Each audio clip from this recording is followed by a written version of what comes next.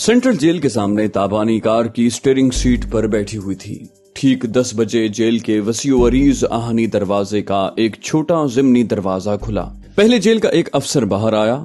बाहर खड़े हुए 2 सिपाहियों ने एड़ियां बजाकर उसे सलूट किया। फिर ताबानी ने मुराद को बाहर आते देखा। एक अरसे के बाद मुराद को देखकर वो खुशी से खिल गई। उसके जहन में ये बात थी कि उसे अपने दिली जज्बात को काबू में रखकर अपनी असलियत को भी छुपाना है और डमी ताबानी बनकर असली ताबानी की भी एक्टिंग करनी है। आमतौर पर जेल का कोई अफसर कभी किसी कैदी को रुखसत करने नहीं आता, लेकिन वो दुर्दाना बेगम का खास रिहा होने वाला मुअज़्ज़िज़ कैदी था और अफसर बेगम साहिबा के कुछ काम आकर तरक्की पाना चाहता था। ताबानी दरवाजा खोलकर कार से बाहर आई। मुराद दौड़ता हुआ आया। फिर चादर और चार दीवारी के खिलाफ दोनों एक दूसरे से लिपट गए। मुराद ने कहा, तुम बिल्कुल पहचानी नहीं जा रही हो। वो बोली, मैं असली चेहरे के साथ यहाँ नहीं रह सकती। मुराद बोला, मैं सिर्फ चेहरे की बात नहीं कर रहा, तुम्हारे सरापे की बात कर रहा हूँ। तुम औरत कहलाना पसंद नहीं करती थी। आज तुमने जनाना शलवार कमीज के साथ दुपट्टा ओढ़ रखा है, लंबी सी चोटी और परांदा भी है, बिल्कुल पंजाबन लग रही हो। वो बोली, बाल इतने जल्दी नहीं बढ़ सकते थे, मैंने छोटी विग लगाई है। मुराद ने पूछा, ये इनकलाब कैसे आ गया? वो बोली, डॉक्टर आमना मेरी अम्मी हैं, उनके किरदार से, उनकी शख्सियत से मेरे दिल ने मुतासिर होकर कहा, मैं औरत हूँ, पहले मुझे अपने मर्द की शरीके हयात फिर अपने बच्चे की माँ बनना चाहिए। मुराद बोला, तुम ताबानी की डमी हो, लेकिन बिल्कुल ताबानी की तरह जज्बाती होकर बोलती हो। वो बोली, ताबानी ने मुझे अच्छी ट्रेनिंग दी है, वो बहुत गुस्से वाली है। मुझे धमकी दे रही थी कि अगर मैं पूरी तरह जज्बाती होकर तुम्हारे सीने से नहीं लगूंगी और बात बात पर डॉक्टर आमना और गॉडफादर का जिक्र नहीं करूंगी और ताकुब करने वाले दुश्मनों को शुबा होगा कि मैं असली नहीं नकली हूं, तो वो मेरा मुंह तोड़ देगी। मुराद बोला, वो तुम्हें कहां से पकड़ कर लाई है? वो बोली, मैं गॉडफादर हाशिम की लेडीज सुराग रसानों में से एक हूँ। अब यही तमाम बातें होंगी या आगे भी चलेंगे। वो दोनों कार की अगली सीटों पर बैठ गए थे। ताबानी ने कार स्टार्ट करके आगे बढ़ाई। जेल के आहनी दरवाजे के करीब ही रुखसत करने वाला अफसर खड़ा था। जब कार दूर जाकर नजरों से ओझल हो गई तो उसने मोबाइल फोन निकाल कर राब्ता किया। फिर कहा, मैं सेंट्रल जेल से आपका खादिम शाकिर अली बोल रहा हूँ। एक औरत मुराद को लेने कार में आई थी। कार का नंबर RPD 70523 है। वो दोनों सफेद रंग की टोयोटा करोला में हैं। उसने दूसरी तरफ से कुछ सुना, फिर कहा, सर बेगम साहिबा से मेरी सिफारिश करें, मैं हमेशा खिदमत के लिए हाजिर रहूंगा।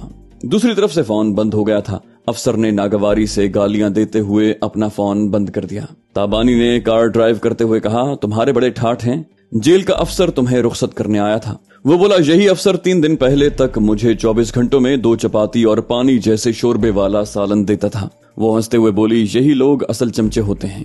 जो हांडी इक्तदार के चूल्हे पर चढ़ती है, उस हांडी के चमचे बन जाते हैं।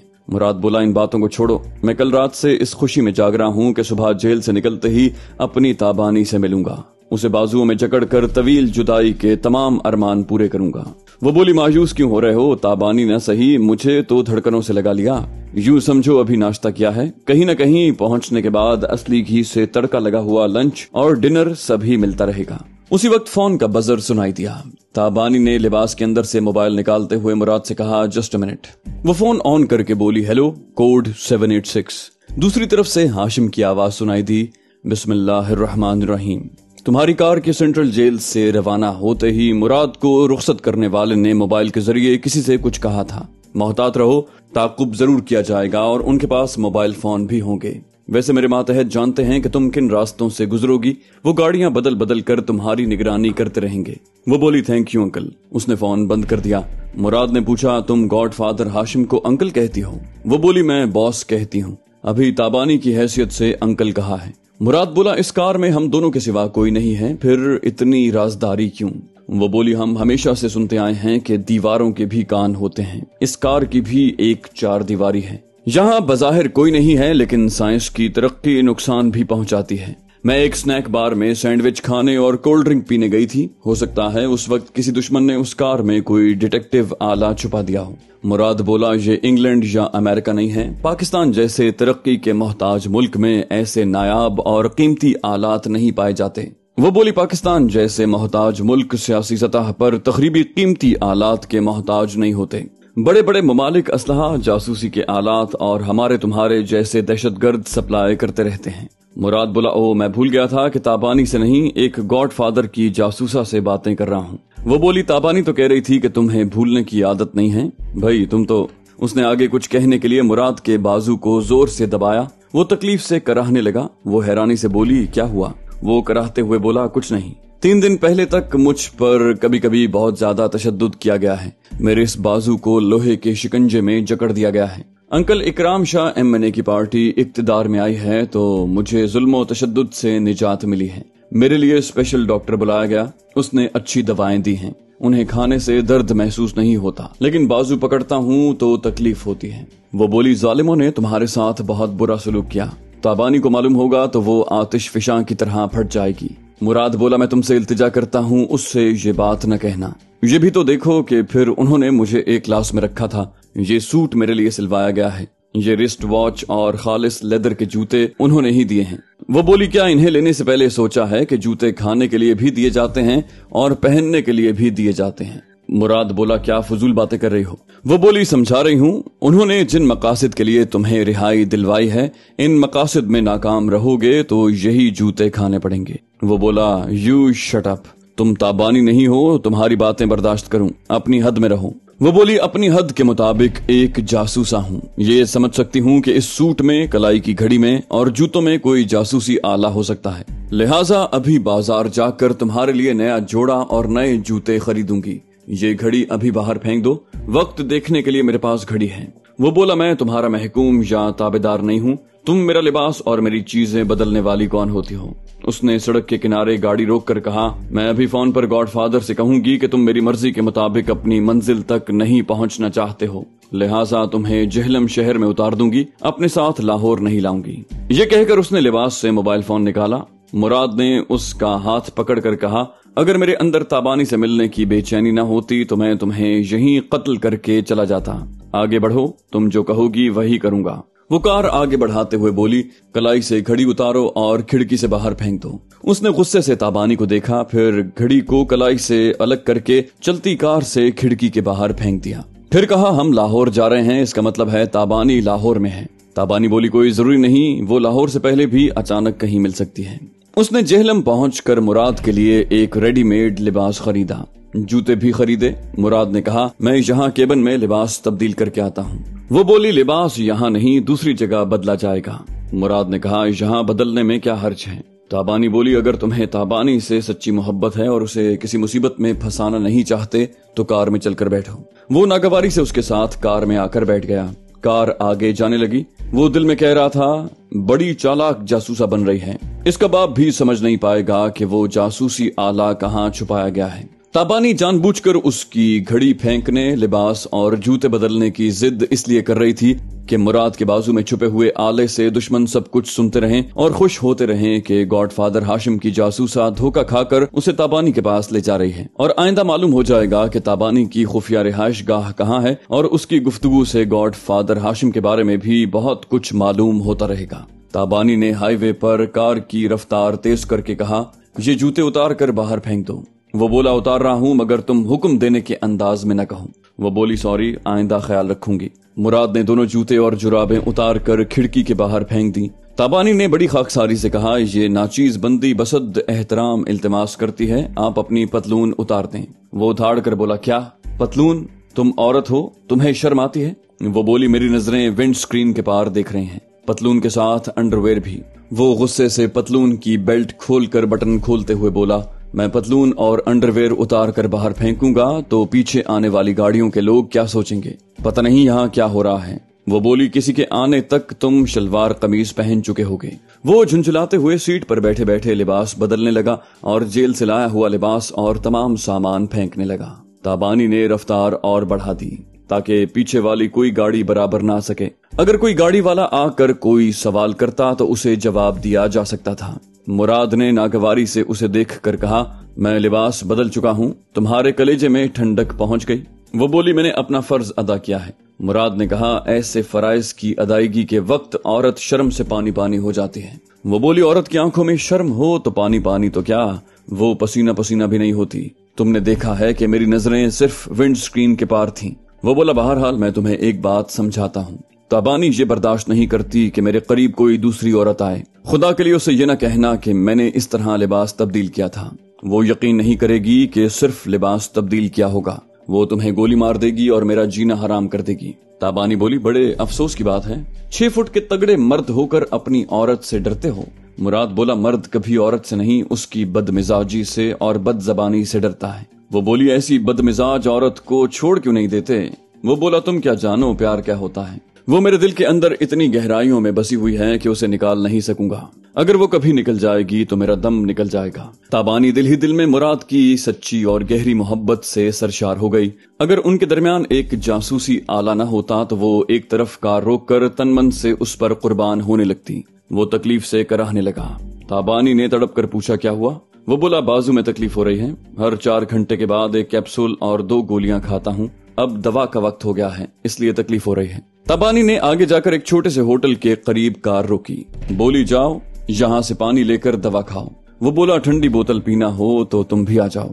वो बोली, नहीं, तुम्हारे जाने के बाद मैं गॉड फादर से बात करूंगी। वो होटल की तरफ गया। ताबानी ने मोबाइल निकाल कर राब्ता किया, फिर कहा, अंकल, हर 10-15 मिनट में कोई गाड़ी पीछे आते आते बराबर से गुजरते हुए आगे बढ़ जाती है। 4-6 किलोमीटर के बाद वो किसी खराबी के बायस रुक जाती है या किसी दूसरे मोड़ पर चली जाती है। फिर कोई जीप, वैन, सुजुकी या दूसरी कोई गाड़ी आगे पीछे चलती है। उसके बाद वो भी रास्ता बदल देती है। हाशिम ने कहा, मैं समझ गया। मुराद के बाजू में जो डिटेक्टिव आला छुपा हुआ है, उस आले के पास होने वाली गुफ्तगू सिर्फ 20 या 22 गज के फासले तक सुनी जा सकती है। तुम्हारे आगे पीछे रहने वाली गाड़ियां 15-20 गज तक के फासले तक रहती होंगी। उसमें बैठे हुए अफराद डिटेक्टिव रिसीवर से सुनते होंगे, फिर अपने पीछे आने वाले साथियों को आगे बढ़ने के लिए खुद रास्ता बदल कर कहीं चले जाते होंगे। दुश्मनों को अपनी तसल्ली करने दो, तुम अपने ट्रैक पर रहो। दूसरी तरफ मुराद होटल वाले से एक ठंडी बोतल लेकर एक कैप्सूल और 2 गोलियां एक एक करके खाते हुए और बोतल पीते हुए होटल से जरा दूर हुआ। फिर दाएं कंधे की तरफ सर झुकाकर कहा, मैं मुराद बोल रहा हूँ, क्या ये आला काम कर रहा है? अब आप लोगों का जवाब सुनने के लिए मेरे पास रिसीवर नहीं है, फिर भी मैंने ऐसी कई गाड़ियां देखी हैं जो हमारी कार के आगे या पीछे 15-20 गज के फासले तक कई किलोमीटर जाने के बाद नजरों से ओझल हो जाती हैं। फिर कोई दूसरी गाड़ी आ जाती है। बहरहाल 3-4 घंटों के बाद मालूम हो सकता है कि हम किस हद तक कामयाब रहे हैं। That's all. उसने खाली बोतल और रुपए दुकानदार को दिए, फिर ताबानी के साथ वाली सीट पर आकर बैठ गया। उसने कार स्टार्ट करके आगे बढ़ाते हुए पूछा, तकलीफ कैसी है? वो बोला, कुछ आराम महसूस कर रहा हूँ। दोपहर 3 बजे से पहले वो लाहौर के करीब पहुंचने लगे। शादरा में ताबानी ने कहा, डैशबोर्ड खोलो, उसमें एक स्याह रंग का कपड़ा है, उसे अपनी आंखों पर बांध लो। वो चौंक कर बोला, क्यों बांध लूं? मैं 40 चोरों के खजाने का रास्ता मालूम करने नहीं, अपनी जाने हयात से मिलने जा रहा हूँ। वो बोली, इतनी देर तक साथ रहने से तो जानवर भी एक दूसरे के दोस्त बन जाते हैं, मुझे एक दोस्त समझकर कपड़ा बांध लो। वो बोला, मेरी आंखों पर पट्टी बंधी रहेगी तो बाहर से देखने वाले क्या सोचेंगे? वो बोली, तुम देख रहे हो कि इस कार में कलर्ड शीशे हैं, अपनी तरफ से शीशे चढ़ा लो, बाहर वालों को अंदर का कुछ नजर नहीं आएगा। वो घूर कर उसे देखने लगा। वो बोली, प्लीज मेरी बात मान लो, तुम नहीं जानते अगर मैंने गॉड फादर के अहकामात के मुताबिक काम न किया तो मेरा अंजाम क्या होगा। वो बोला, कितने अरसे से गॉड फादर के लिए काम कर रही हो? ताबानी बोली, ये क्यों पूछ रहे हो? मुराद ने कहा, तुम्हें वो गॉड फादर जितनी भी रकम दिया करता है उसे तुम 2 से ज़र्ब करके मुझसे लिया करो। ताबानी बोली, तुम्हारे जैसे दहशतगर्द के पास कभी लाखों रुपए होते हैं, कभी फूटी कौड़ी नहीं होती। वो बोला, मैं तुम्हें दुर्दाना बेगम की जाती सुराग रसा एजेंसी से बाकायदा मुकर्रर रकम दिलवाऊंगा। मैं खुद ताबानी को समझा बुझाकर उस एजेंसी में ले जाऊंगा। हम दुर्दाना बेगम जैसी ऊंची हस्ती के लिए काम करेंगे। ताबानी बोली, इक्तदार में आने वाले सियासतदानों की उम्र सिर्फ 5 साल होती है। आज तक सिर्फ गिनती के सियासतदानों ने रेंगते हुए घसीटते हुए 5 बरस पूरे किए हैं, बाकी 2 बरस भी हुकूमत नहीं कर पाते। इक्तदार की कुर्सी से गिरते ही कौमी खजाने से लूटी हुई रकमें छुपाने के लिए मुल्क के बाहर दौड़ जाते हैं और अदालतों में मुकदमे लड़ते फिरते हैं। ताबानी ने गाड़ी रोक दी, फिर कहा, यहाँ से आगे आंखों पर पट्टी बंधी होगी, तुम तारीक राहों पर सफर करोगे, इनकार करोगे तो ये कार आगे के रास्ते नहीं जानती है। वो एक झटके से डैशबोर्ड का खाना खोलकर एक स्याह रंग का स्कार्फ निकालते हुए बोला, मुझे ताबानी तक पहुंचना न होता तो मैं तुम्हें गोली मार देता। वो बोली, ताबानी के पास पहुंचकर गोली मार देना। मुराद ने अपनी तरफ की खिड़की का कलर्ड शीशा चढ़ाया, बाकी शीशे पहले ही चढ़े हुए थे। ताबानी ने अपनी जगह से जरा उठकर स्याह स्कार्फ को उसकी आंखों पर इस तरह बांधा कि वो किसी चालाकी के बावजूद जरा सा स्कार्फ उठाकर नहीं देख सकता था। कार आगे बढ़ गई। वो सर झुकाए बैठा रहा और कोशिश करता रहा कि बाहर की कोई आवाज सुनकर गुजरने वाले रास्तों का अंदाजा कर सके। वो कार कभी दाएं कभी बाएं मुड़कर रवां दवां थी। फिर उसे अंदाजा हुआ कि कार कच्चे रास्तों पर सफर कर रही है। ऊंचे ऊंचे रास्तों से झटके लग रहे थे। फिर वो कार किसी पक्के रास्ते पर आ गई। वो बोला, मैं इतना समझ गया हूँ कि तुम मुझे लाहौर नहीं ले जा रही हो। वो बोली, खुदा घर में भी मिलता है, मोहल्ले की मस्जिद में भी। उसके बावजूद उसे पाने के लिए खाना काबा तक सफर किया जाता है। तुम ताबानी के लिए लाहौर से आगे नहीं जाओगे। मुराद ने कहा, खुदा ने औरत को एक जबान ही तो दी है जिसके आगे बंदा चुप हो जाता है। फिर वो चुप रहा। कार चलती रही। 1 घंटा गुजर गया, फिर 2 घंटे गुजर गए। वो झुंझला कर बोला, आखिर मैं कब तक बैठा रहूंगा। वो बोली, तुम बैठे नहीं हो, कार की रफ्तार से दौड़ रहे हो और अब अपनी मंजिल तक पहुंचने ही वाले हो। तकरीबन 15 मिनट के बाद वो कार एक जगह मुड़कर आगे बढ़कर रुक गई। उसके रुकते ही ऊपर से नीचे एक शटर को बंद करने की आवाज आई। ताबानी ने कहा, आंखों से पट्टी हटा लो। उसने फौरन ही स्कार्फ को आंखों से हटाया और दरवाजा खोलकर बाहर आया। पता चला वो एक मोटर गैराज के अंदर है। एक शख्स शटर को मुकफ्फल कर रहा था। गैराज के दूसरी तरफ एक दरवाजा था। उस शख्स ने मुराद से कहा, आप यहाँ तशरीफ लाएं। अंदर ड्राइंग रूम में मैडम ताबानी और गॉडफादर मौजूद हैं। दरवाजा एक जरा सा खुला हुआ था। मर्द आहिस्ता आहिस्ता चलता हुआ अंदर आया तो अचानक एक गनमैन ने उसे अपने गन पॉइंट पर रख लिया। उसने अपने होंठों पर उंगली रखकर खामोश रहने और एक ने बेड पर जाकर लेटने का इशारा किया।